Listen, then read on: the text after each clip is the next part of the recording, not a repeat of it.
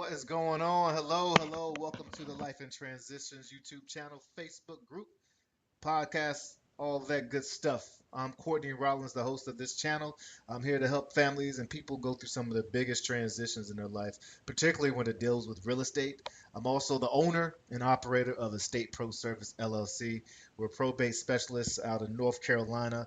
Again, we're helping families make the probate process, estate planning, and provide solutions to real estate. We try to make that easier for everyone involved while generating income and wealth through real estate. Today, we're going to talk about a big challenge or that folks face quite often, and that is when someone gets behind on payments on the property and the lender starts the foreclosure process called pre-foreclosure. We're going to talk about 8 things that I recommend that you maybe consider to do if you're in that position. All right. I just have to give my disclaimer. I am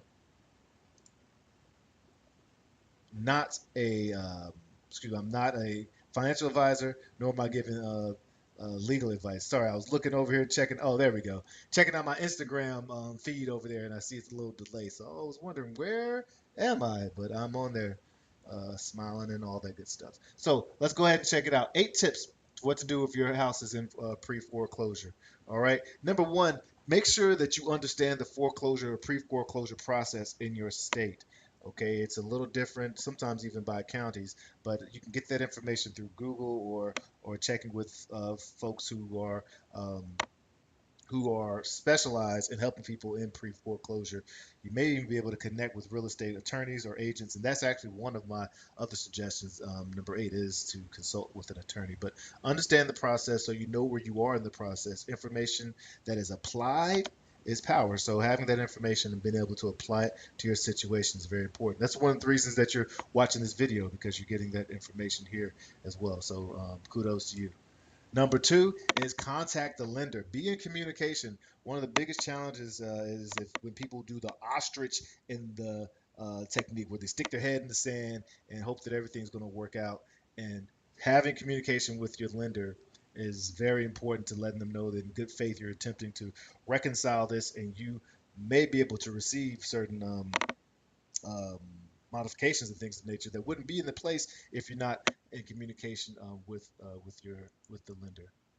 Now, there are opportunities sometimes when you're having conversations with that lender to do some loan modifications. Perhaps it's an opportunity, there's enough equity where you can refinance and turn the challenging monthly payments into payments that you can make, particularly after our last several years with the epidemic and all that stuff. We had a lot of lenders and a lot of support for helping people refinance, because the lender is not necessarily in the real estate business. They're not, if they're a bank or if they're private lenders, they're not trying to be uh, landlords to hold on to property. They are able to make a comfortable amount of money lending out money and making their money work for themselves, and allow you to have a house or a place that you can use. So a lot of folks will work with you, is what I'm saying.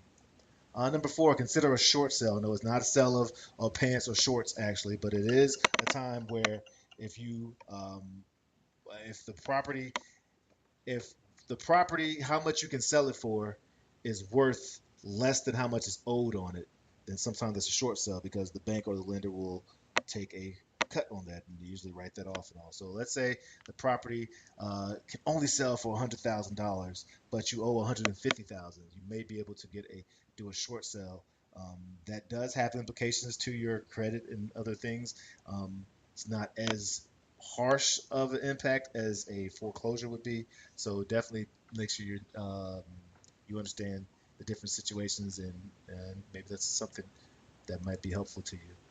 There's also government assistance programs. There more have come up recently, as we said, because of the epidemic. But check in with government assistance programs to help you modify and help you adjust. I would check in with not just only the federal, but also at the state and local level to see what programs might be available in your county or in your state to support you. So know that there's assistance out there. You're not the only one facing this situation. So um, know that there's programs that may be able to help you.